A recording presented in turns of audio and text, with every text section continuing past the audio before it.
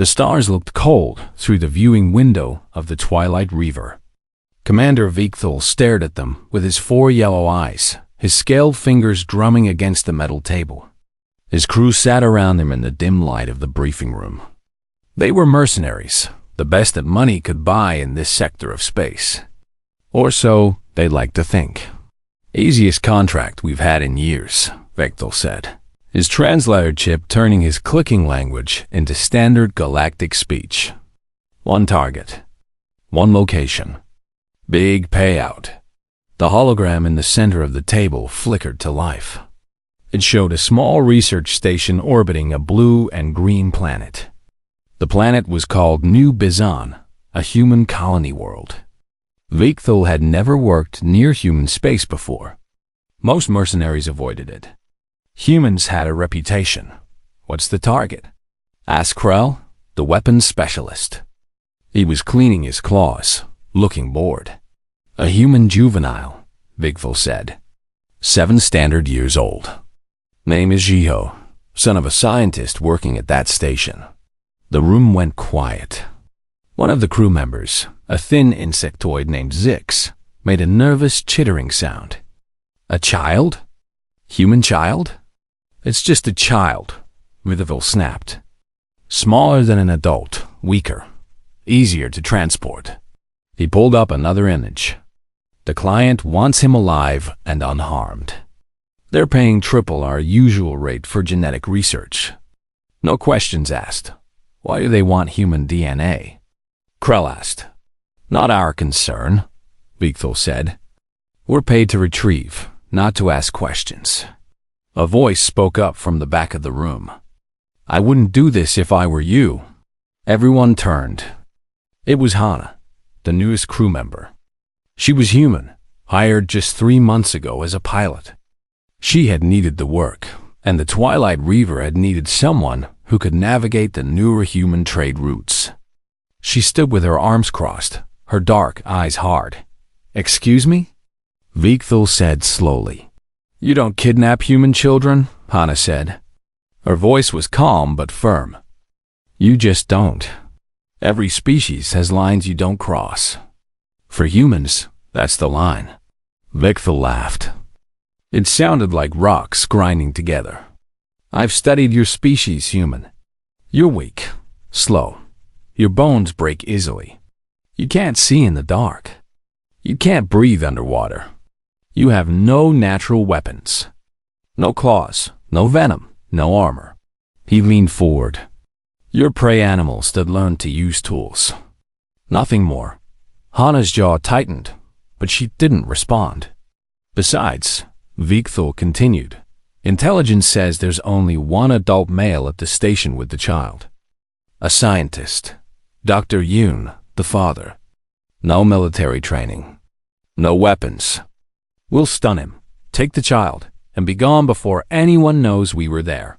"You're making a mistake," Hannah said quietly. "Then you're dismissed," Vikthul said. "Go back to the pilot deck. We don't need your input on this." Hannah stared at him for a long moment, then turned and left. The door hissed shut behind her. "Humans," Krell muttered. "Always so dramatic." Vikthul pulled up more data on the screen. The station has minimal security. 12 staff members total. Most are scientists. There's one security officer, but our intel says he's scheduled to be off-station during our window. We go in during night cycle when most of them are sleeping. He zoomed in on a floor plan. "The child sleeps here, in the residential wing. The father's quarters are next door. We breach here, at the docking port. 3 teams. Team 1 secures the corridor. Team 2 handles any resistance. Team 3 extracts the target. What about witnesses?" asked another crew member. "Stun them. We're not here to kill anyone unless necessary. The client wants this quiet. No galactic incidents." Vikthul's eyes gleamed. In and out. Clean and simple. Over the next few days, the crew prepared. They studied the station's layout. They checked their weapons and their stunning devices. They ran through the plan again and again, Vikthal watched recordings of humans moving, fighting, working. They seemed so slow to him, so fragile. "They're death worlders," Zik said nervously, watching the same footage. "Their planet has too much gravity, too much oxygen, diseases everywhere. They evolved to survive terrible things." "Deathworlder is just a fancy word for tough prey," Vikthal said. "Yes, they survive harsh conditions, but that doesn't make them warriors. Look at them. They tire easily. They need to sleep every single day. They die if they don't drink water for just a few days." He turned off the recording. "They're stubborn. I'll give them that. But stubbornness doesn't stop a stun blast." Hannah avoided the crew during those days. She stayed in the pilot's cabin, running diagnostics that didn't need to be run. Once, Krell found her there and asked her about the station's layout. She had been to New Bizen before, on a cargo run. "Where's the medical bay?" he asked, pretending it was casual. "East Wing, Level 2, Hannah said without thinking. Then she realized what she'd done. "Why are you asking me this?" "Just curious," Krell said, walking away. Hannah sat alone after he left. She had given them information without meaning to. She felt sick. She thought about warning someone, but who? If she used the communications, Vikthal would know. If she tried to sabotage the mission, they'd space her. She was trapped. The night before the mission, Vikthal gathered the crew one last time. "Remember," he said, "the primary target is the juvenile. The father is secondary. If he resists, we are authorized to use lethal force." The client was very clear about this. He pulled up an image of Dr. Yoon. The man looked ordinary, thin, glasses, a kind face. "Kill the honey badger," Vikthal said, using the slang term that some aliens used for adult humans. "Then take the juvenile." "Why do they call them honey badgers?" Zix asked. "It's an animal from Earth," Krell explained. "Small, weak creature, but it doesn't know when to quit. It fights things much bigger than itself, even when it should run away." He laughed. "Humans are the same. Too stupid to know when they're beaten." Vikthal nodded. "Exactly. They don't surrender easily. But that doesn't matter. We have the numbers. We have the weapons. We have the element of surprise." He looked at each crew member. "This will be the easiest money you've ever made. Get some rest. We move at dawn." The crew filed out. Vikthal stayed behind, staring at the image of the research station. He felt confident. Everything was planned perfectly. What could possibly go wrong? In her cabin, Hannah sat on her bunk with her head in her hands. She thought about her own childhood. She thought about her nephew, who was about Jiho's age. She thought about what her grandmother used to say. "We survived ice ages. We survived plagues. We survived wars that should have ended us. We're still here because we never give up. Especially when it comes to our children." Hannah stood up and locked her cabin door. She couldn't stop the mission. But maybe, just maybe, she could find a way to warn someone. She just needed to be smart about it. Outside, the stars kept burning. And the Twilight Reaver moved silently toward New Bizen, carrying men who had no idea what they were about to start. The research station was quiet during night cycle. Most of the lights were dimmed. In the residential wing, Dr. Yoon sat in his small quarters, reviewing data on his tablet. His son Jiho was asleep in the next room. Through the thin wall, Yoon could hear the boy's soft breathing. It made him smile. Yoon was tired. He had been working on protein sequences all day, trying to understand how alien biology processed certain compounds. It was detailed work, the kind that made his eyes hurt. He rubbed them and checked the time. Late. He should sleep. He stood up and walked to Jiho's room, opening the door just a crack. The boy was curled up under his blanket, his dark hair messy on the pillow. A small nightlight cast a soft glow. Jiho had been scared of the dark lately. Something about the vastness of space visible through the station windows. "Sleep well, little one," Yoon whispered. He closed the door gently. He was about to return to his own bed when the lights flickered once, twice. Then the emergency lighting kicked in, bathing everything in red. An alarm started to wail. Yoon's heart jumped. He had lived on stations long enough to know what different alarms meant. This one was bad. Hull breach. Unauthorized entry. He ran to his terminal and pulled up the security feed. His blood turned cold. The docking bay showed armed figures moving through the corridors. Not human figures. Aliens. 8 of them, maybe more. They wore combat armor and carried weapons. As Yoon watched, they shot a security camera with some kind of energy weapon. The feed went black. No, Yoon muttered. He slammed the emergency button on his wall panel. Nothing happened. The communications were dead. They had cut the system. Jiho appeared in the doorway, rubbing his eyes. "Dad, what's that sound?" Yoon scooped him up. "We need to go. Right now. What's happening?" "That people are here," Yoon said, trying to keep his voice calm even though his mind was racing. "Remember what Uncle Daeun taught you? About the emergency plan?" Jiho nodded, suddenly wide awake and scared. Yoon carried him into the hallway. He needed to get to the emergency shelter. It was 3 corridors away, reinforced, with its own air supply and communications. If he could get there and seal the door, they'd be safe until help arrived. But first he needed to warn Daeun. Daeun was Yoon's younger brother and the station's security officer. He was supposed to be off duty, sleeping in his quarters on the other side of the station. But Yoon knew his brother. If there was a breach, Daeun would already be moving. As if on cue, Yoon's personal communicator buzzed. Daeun's voice came through, tight and controlled. "Yoon, get to the shelter. Now. Don't stop for anything." "There are armed intruders," Yoon said, still moving, Jiho clinging to his neck. "I know. I counted 8. Military-grade weapons. I'm going to slow them down. Get Jiho safe and seal that door. Don't open it for anyone but me. You understand? Daeun, you can't fight them alone." "I'm not fighting them," Daeun said. "I'm buying you time. Go, now." The communicator went dead. Yoon ran. His lungs burned. Jiho was getting heavy in his arms, but he didn't slow down. Behind them, he heard sounds, footsteps, voices in languages he didn't understand. A sharp crackling sound that might have been weapons fire. He turned a corner and nearly ran into Suji, the medical technician.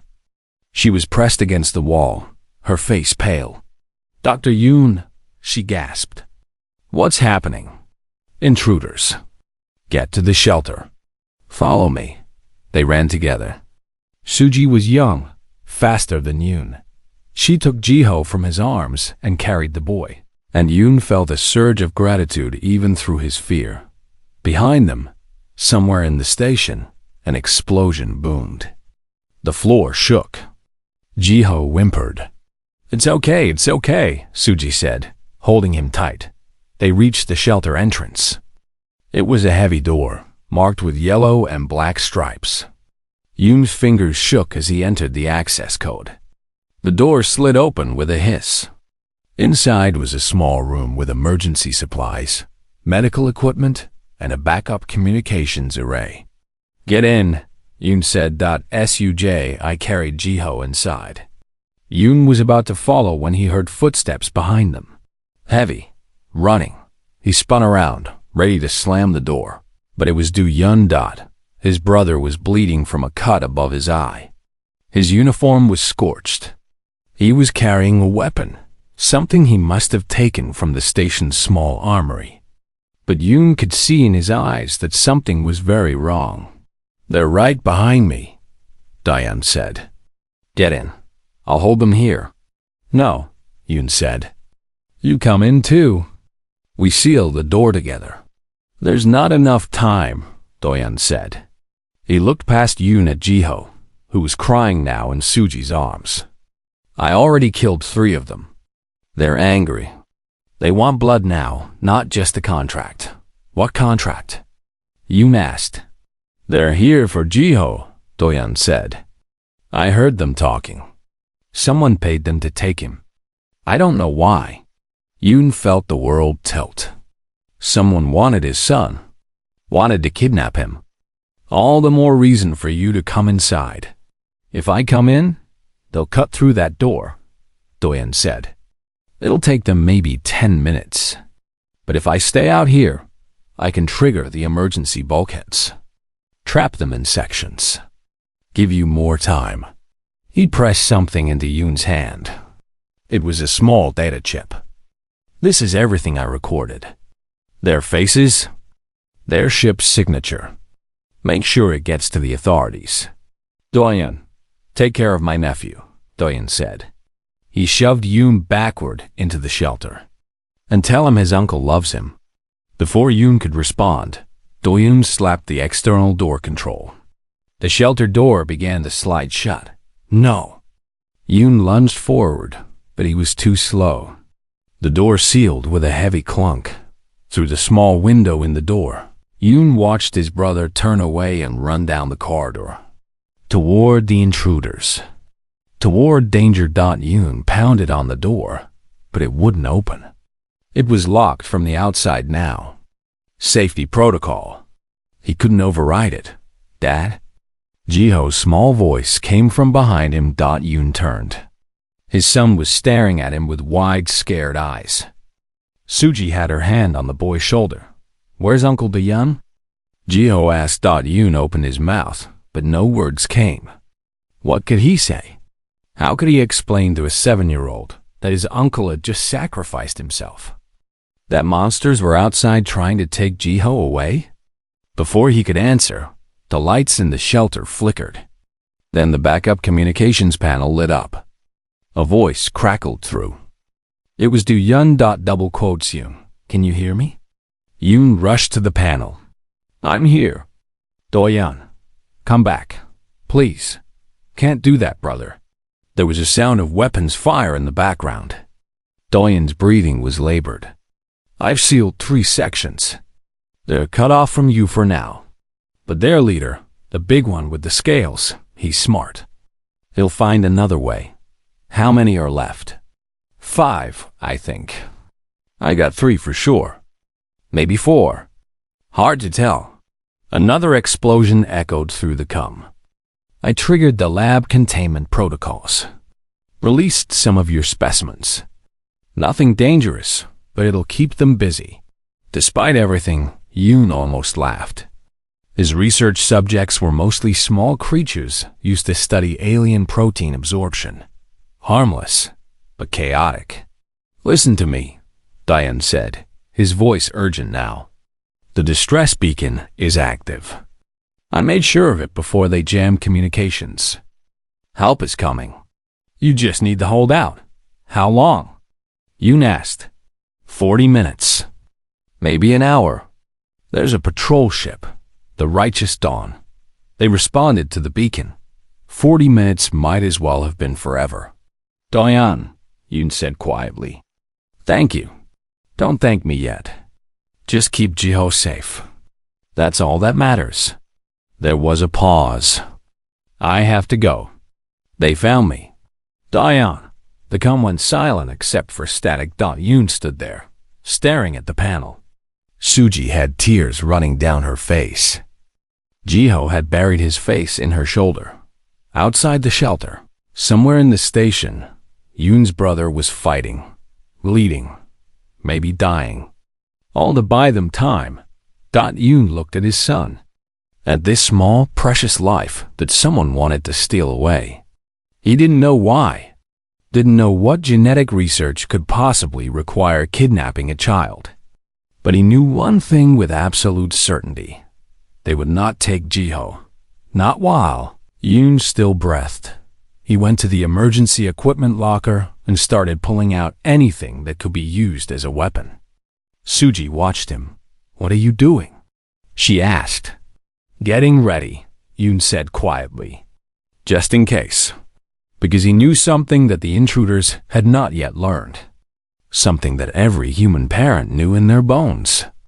You could threaten them. You could hurt them. You could even kill them.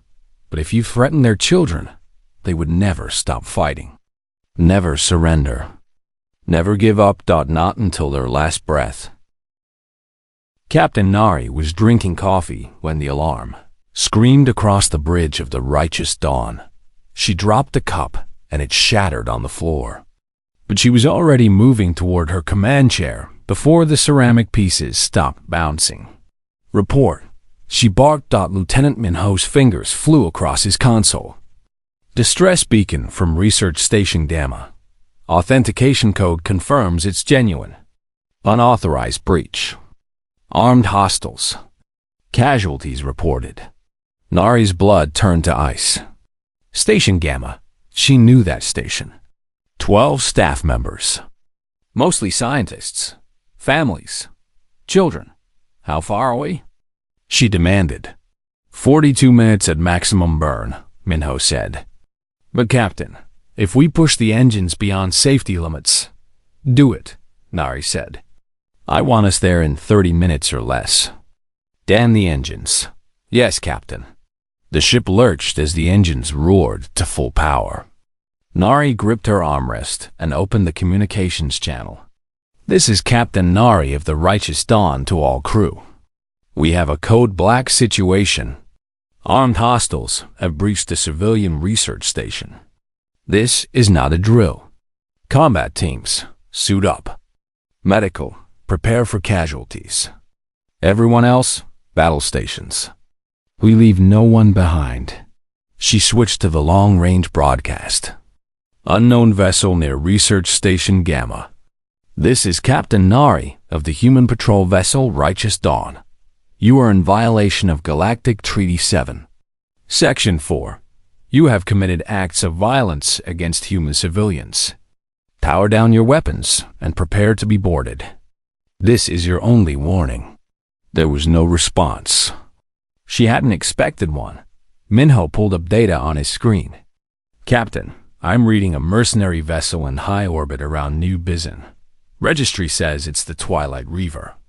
Known pirates. Wanted in 4 systems. Get me everything we have on them," Nari said. "Crew composition, weapons, previous attacks, everything." While Minho worked, Nari pulled up the station's floor plan on her personal screen. She studied it, memorizing corridors and rooms. Somewhere in that station were 12 people. Maybe some were already dead. Maybe some were hiding. Maybe some were fighting. She thought about her own daughter, safe back on Earth, 8 years old. The same age as she checked the station roster as Dr. Yoon's son, Jiho. Her jaw tightened. "Minho, broadcast something for me," she said. "Yes, Captain." "Channel open." Nari leaned forward. "This message is for the crew of the Twilight Reaver. You may not know human customs, so let me educate you.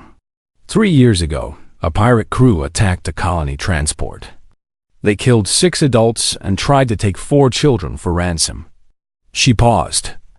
"We hunted that crew across 3 systems. It took us 8 months. We found them hiding in an asteroid field near the Crix Nebula. There were no survivors, no trials, no negotiations." She let that sink in for a moment. "You have attacked a station with families, with children. Right now, you have maybe 30 minutes before we arrive. I suggest you use that time to pray to whatever gods you believe in. Because when we get there, we will not be taking prisoners. This is not a threat. This is a promise. You hurt our children, and we will end you." She cut the transmission. Minho looked at her. "Captain, that was necessary," Nari said. "They need to know what's coming. Maybe they'll surrender. Maybe they'll run. But they need to know." On the station, Vikthul heard the transmission. His translator gave him the words, but it also provided cultural context. His screen flashed warnings in red text. Warning. Humans exhibit extreme protective aggression toward juveniles. Warning. Historical data shows 0 survival rate for groups. Targeting human children. Recommendation. Immediate retreat. Vikthal stared at the warnings. He had lost 4 crew members already. 4. The security officer, that single human male, had killed them. 1 man, injured, alone, and he had killed 4 trained mercenaries before finally bleeding out in a corridor. The creatures the scientist had released were everywhere. Small, furry things that bit and scratched and made horrible noises. They weren't dangerous, but they were annoying, distracting. They had cost Vikthal precious time. And now a human warship was coming. 30 minutes away, he looked at his remaining crew. Krell, Zix, 2 others whose names didn't matter. All of them were injured. All of them looked scared. We complete the mission, Vikthal said. We've come too far to quit now. Commander, Zix chittered nervously. Did you hear what she said? They killed an entire crew for.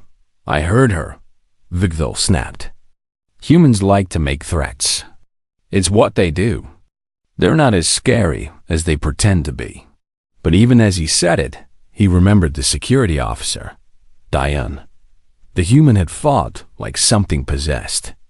Even with 3 stun blasts in him, he had kept moving, kept fighting, kept killing. It had taken a point-blank shot to finally put him down. And just before he died, he had smiled. Like he had won something. Vikthal shook his head. Focus. The child was close. They had traced him to the emergency shelter. The door was sealed, but they had cutting tools. It would take time, but they could get through.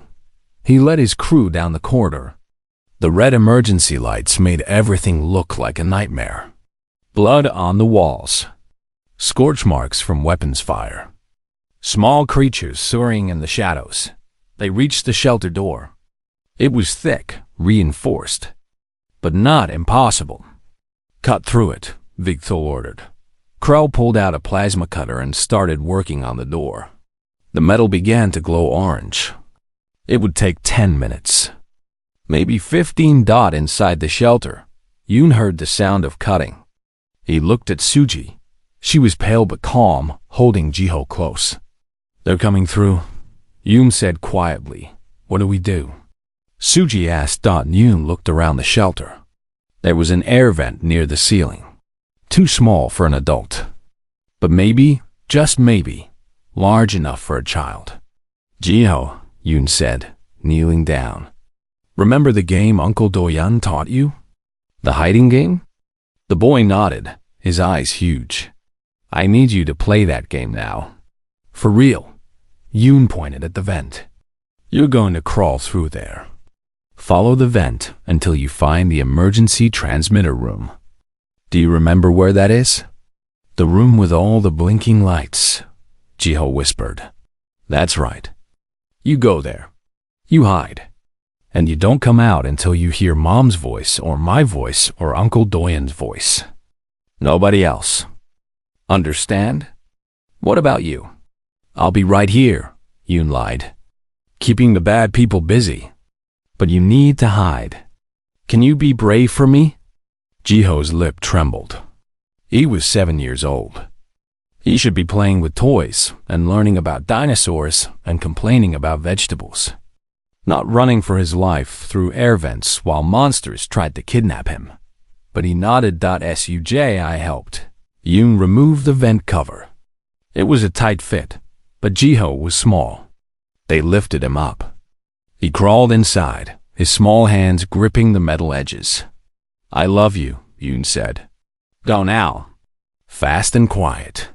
Jiho disappeared into the darkness of the vent. Yoon replaced the cover as best he could. Then he turned to face the door. The cutting was almost done. He could see the glow of the plasma cutter through the metal. Suji stood beside him. She had picked up a metal rod from the emergency supplies. It wasn't much of a weapon, but it was something. You don't have to stay, Yoon told her. Yes, I do, Suji said. I'm a medical technician, but I'm also human. And humans don't abandon each other, especially when children are in danger. Yoon felt a surge of pride. This young woman, barely out of school, standing ready to fight impossible odds, just to protect a child that wasn't even hers. The cutting stopped. There was a moment of silence. Then the door exploded inward. 3 aliens rushed in. The big one, the leader, saw Yoon and Suji standing there. His eyes scanned the room. Looking for Jiho. Where's the child? Vital demanded. Gone, Yoon said. You'll never find him. Vigthal's face twisted in rage. He raised his weapon and pointed it at Yoon's chest. In the air vent above them, Jiho pressed his hand over his mouth to keep from crying out. He could hear everything, see everything through the gaps in the vent cover. He watched as the monster shot his father. He watched his father fall, and he understood. In that moment, what Uncle Doyeon had tried to teach him about being brave. Being brave didn't mean not being scared. Being brave meant being terrified and doing what you had to do anyway. Jiho turned and crawled deeper into the vent, toward the transmitter room, toward safety. Behind him, he heard Suji screaming. He heard the monsters searching. He heard them getting angry, but he kept crawling, because his father had asked him to be brave. And Jiho would not let him down. The righteous dawn dropped out of slipstream like a hammer falling from heaven. The ship shook as it decelerated hard enough to make the structural beams groan. Captain Nari didn't care. They had made it in 28 minutes. Deploy assault shuttles, she ordered. Combat Team Alpha, you're going in first. Secure the docking bay and establish a perimeter. Beta Team, you follow and sweep for survivors. Medical Team, be ready. Captain, Minho said from his station. We have visual on the mercenary ship. It's still in high orbit. They haven't run. Good, Nari said coldly. That means we'll get them all. Down in the shuttle bay, Hyuri checked her weapon one last time. She was the assault team leader, 26 years old, and she had trained for situations like this her whole career.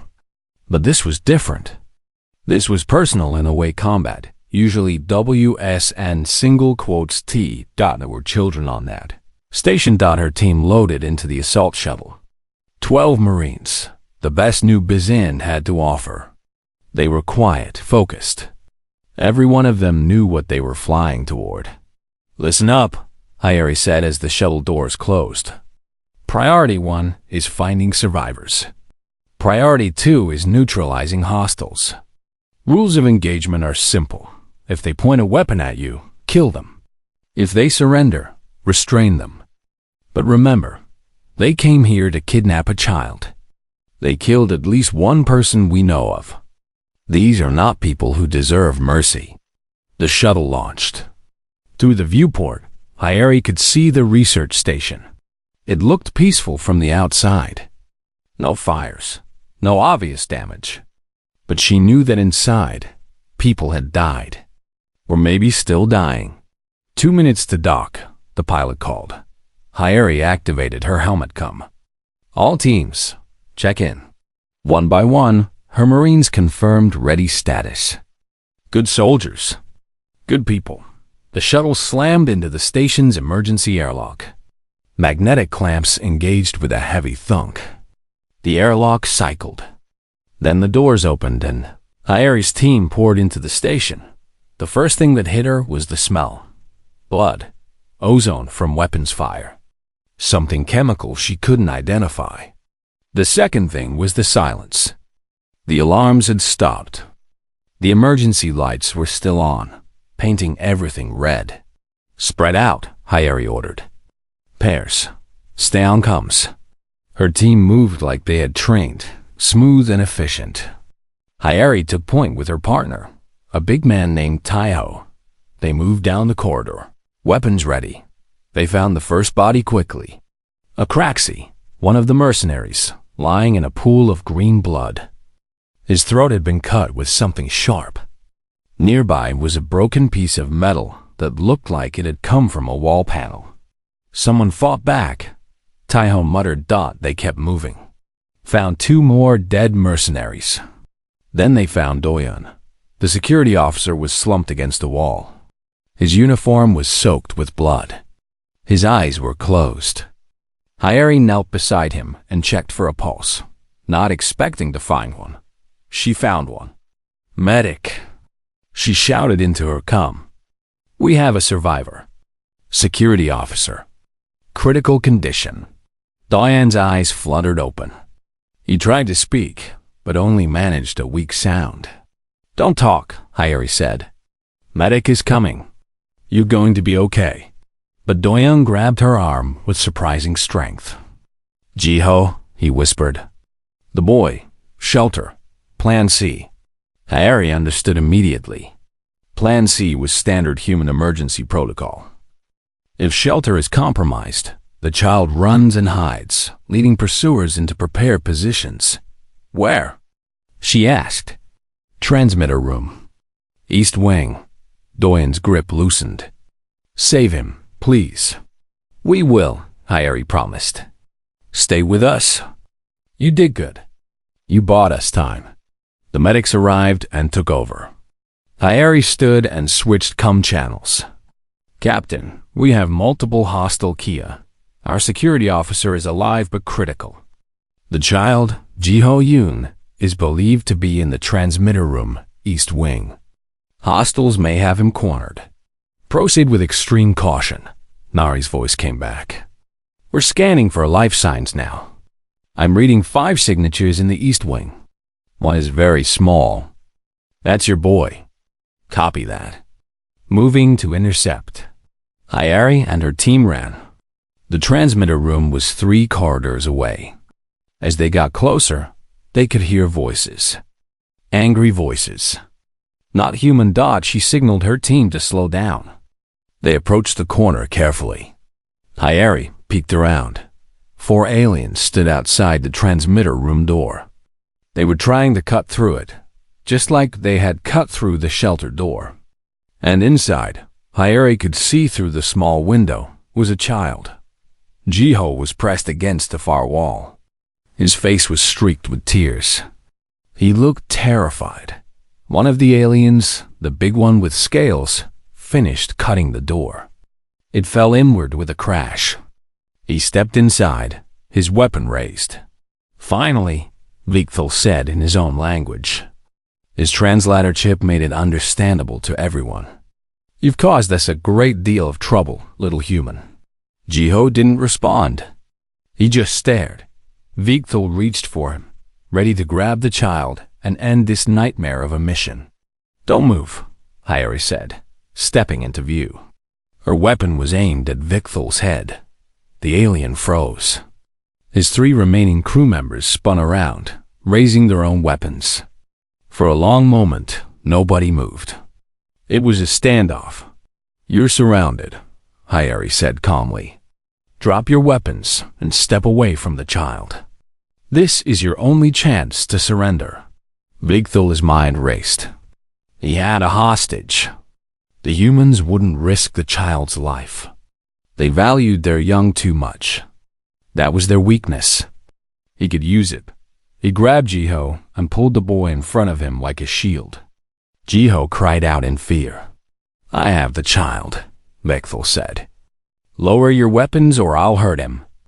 Hayari's expression didn't change. "You're not going to hurt him. That would ruin your contract. You need him alive and unharmed, remember?" Vigthal hesitated. She was right. But she didn't know that. How did she know that? "We found the data chip your security officer recorded," Hayari continued. "We know everything.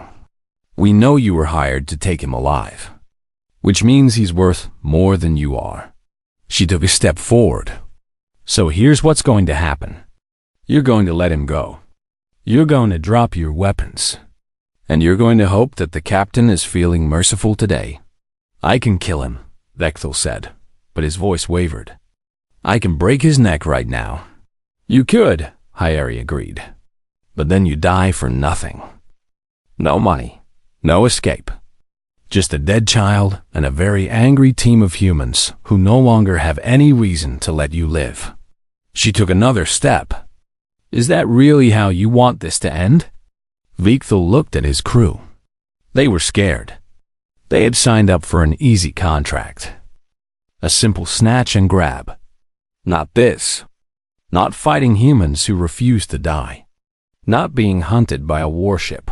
One of them, Zix, dropped his weapon. I surrender, he chittered. Coward. Vikthal snarled, but the damage was done. His crew was breaking, and he was running out of options. Then Jiho did something unexpected. Something brave. Something completely human. He bit down on Vikthal's arm, as hard as he could. Human bite force is stronger than most people realize. Strong enough to break through skin. Strong enough to cause real pain. Vikthal screamed and loosened his grip. Just for a second. Just enough. Jiho dropped and hit the floor, rolling away. 3 shots rang out simultaneously. Hyeri and 2 of her Marines fired at the same instant. Their training made them perfect. Their aim made them deadly. Vikthal fell. The other mercenaries dropped their weapons and raised their hands. They knew when they were beaten. Hyeri rushed forward and knelt beside Jiho. Hey, it's okay. You're safe now. I'm Hyeri. I'm here to help.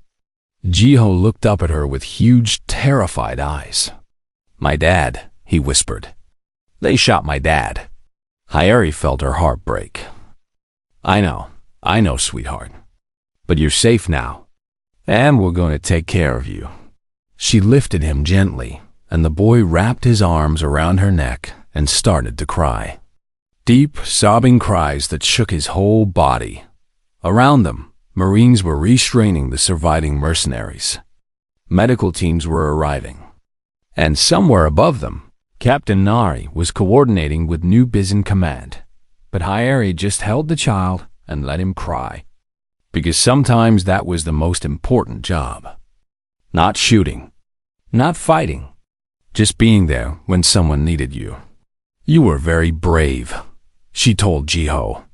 Your uncle would be proud. Your dad would be proud. Is Uncle Doyoung okay? Jiho asked between sobs.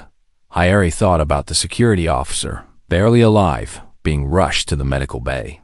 He's fighting, she said honestly. Just like you fought. Just like your dad fought.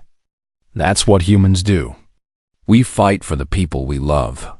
She carried Jiho out of the transmitter room, past the bodies, past the blood, into a clear section of the station. Other survivors were being gathered there. Suji was there, injured but alive. She had been stunned but not killed. When she saw Jiho, she started crying. Captain Nari's voice came through on the comm. All teams, station is secure. Hostile vessel is being boarded. We have them all. Hyeri looked down at Jiho. Did you hear that? It's over. The bad people are caught. You're safe. Jiho nodded but didn't let go of her dot, and Hyeri didn't make him. She just held him and thought about what it meant to be human. To fight impossible odds. To protect the helpless. To never, ever give up. The galaxy had learned an important lesson today. You don't mess with human children. 6 months later, the Galactic Council chamber was quieter than usual. Representatives from 47 species sat in their designated sections, watching the holographic display at the center of the massive room. The display showed footage from Research Station, Gamma, bodies, blood. The desperate fight that had taken place there. Ambassador Taiyang stood at the human podium. He was 56 years old, gray hair, tired eyes, but his voice was strong and clear. This, he said, gesturing to the images, is what happens when you target children. Any children, human or otherwise. This is what happens when you mistake mercy for weakness. He pulled up another image. It showed Vigthul's body, 3 bullet holes in his chest. The mercenary commander thought humans were easy prey. Taiyang continued. He thought we were slow, weak, emotional. He was right about that last part. We are emotional, especially when it comes to our children. He paused. But he learned too late that emotion makes us stronger, not weaker. A council member from the Vraxian delegation stood. He was tall, insectoid, with multiple eyes. Ambassador Taiyang, while we sympathize with your loss, surely you understand that this was the action of criminals, not a representative act. Why bring this before the council? Because of this, Taiyang said. He pulled up a new document. During the investigation, we discovered that the mercenaries were hired by a research syndicate with connections to 4 different council member species. They wanted human DNA. Specifically, they wanted to study human children because our youth have a unique genetic marker related to rapid healing and immune response. The chamber erupted in noise. Delegates arguing with each other. Denials. Accusations. Taiyang waited for silence. When it came, he continued. We have arrested 17 individuals across 6 systems. We have frozen assets. We have shut down 3 research facilities. But here's what concerns me. He looked around the room. This wasn't just about studying DNA. This was about exploitation.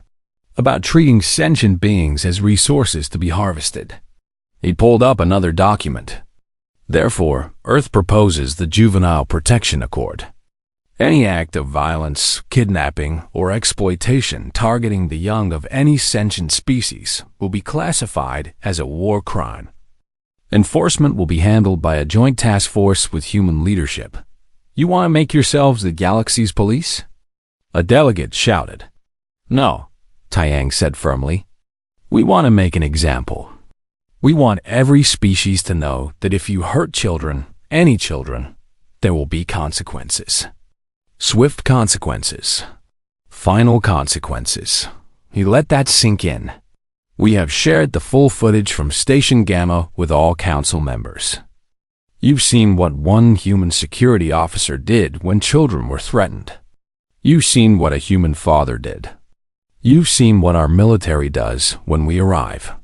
He leaned forward. Now imagine if this becomes systematic. Imagine if we have to start treating the galaxy as hostile to our children. Imagine the consequences. It was a threat wrapped in diplomatic language. But everyone understood it. The vote took 3 hours. In the end, 31 species voted in favor. 12 abstained. Only 4 voted against. The Juvenile Protection Accord became galactic law. On New Bizen, in a small house near the capital city, Jiho sat at the kitchen table doing homework. He was 8 now, bigger, his face losing some of its baby roundness. But his eyes still held shadows that shouldn't be in a child's eyes. Doyan walked into the kitchen, moving slowly. He had survived his injuries, but they had left him with a permanent limp and scars that would never fully fade. He had retired from security work. Now he taught self-defense classes at the local community center. How's the math going? Diane asked, ruffling Jiho's hair. It's hard, Jiho said. I don't understand fractions. Let me see. Diane sat down and looked at the homework. Okay, so think of it like this. As they worked through the problems together, the front door opened. Diane's wife, Mina, came in carrying grocery bags.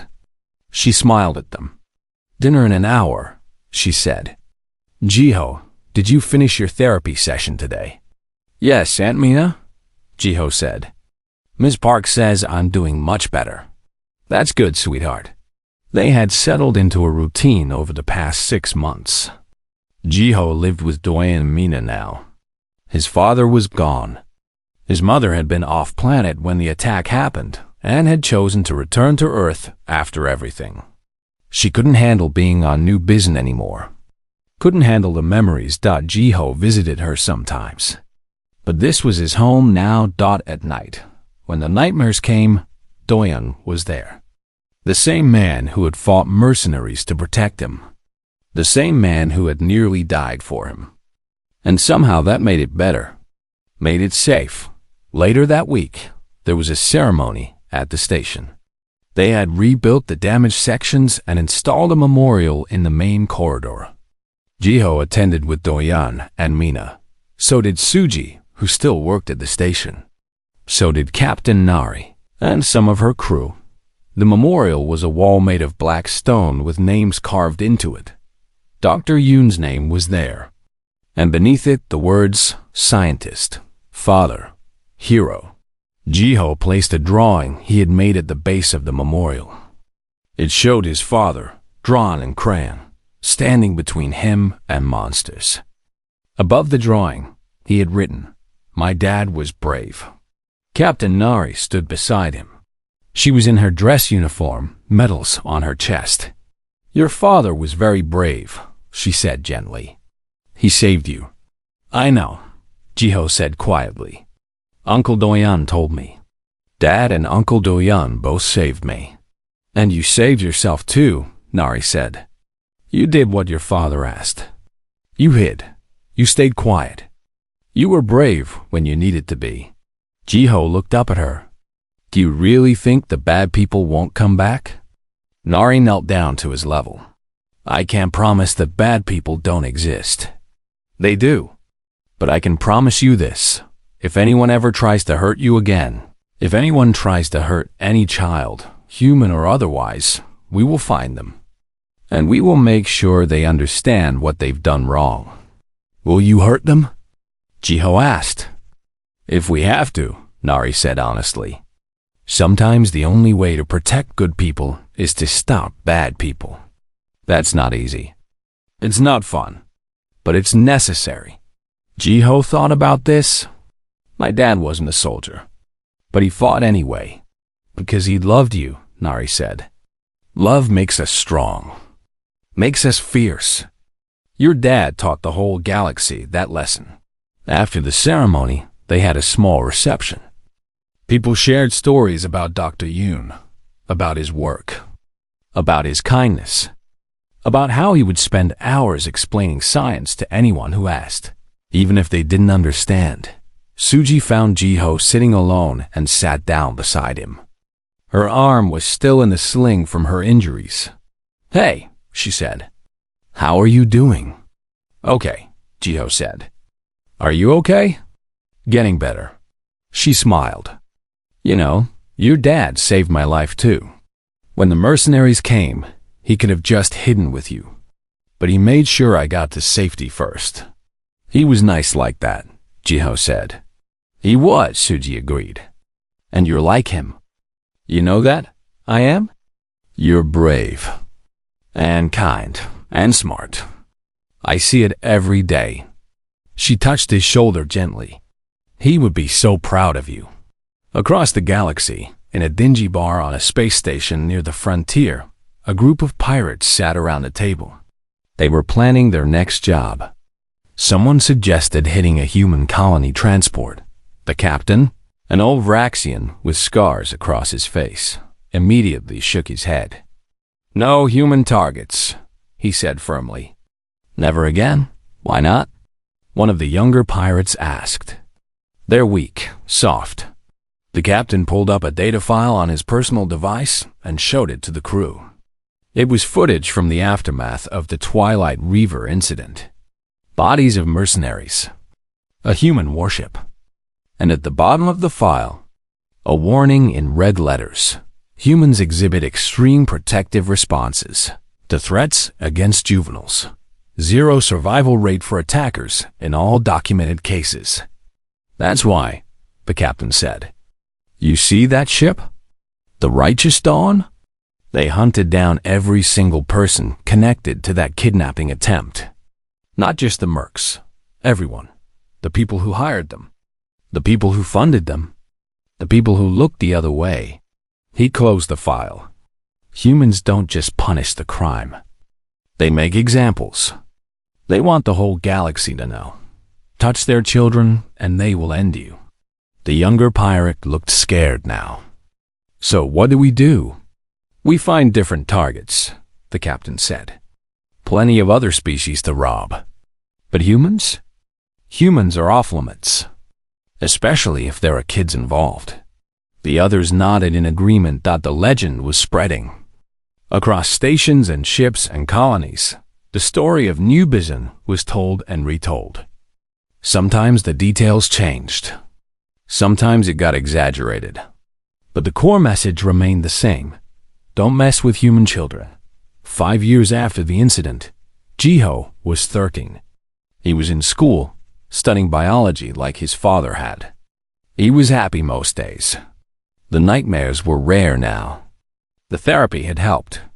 Doyan had taught him to defend himself, not because he expected Jiho to fight, but because it helped him feel safer. Gave him control. One day, Jiho came home and found Doyan sitting at the kitchen table with a visitor. It was Hana, the former mercenary pilot. Jiho, Doyan said. Do you remember Hana? She worked on the Twilight Reaver, but she's the one who managed to trigger a backup warning beacon that helped us respond faster. Jiho looked at her. She looked uncomfortable, guilty. I'm sorry, Hana said quietly. I gave them information without knowing what they were planning. I should have realized. Should have done more.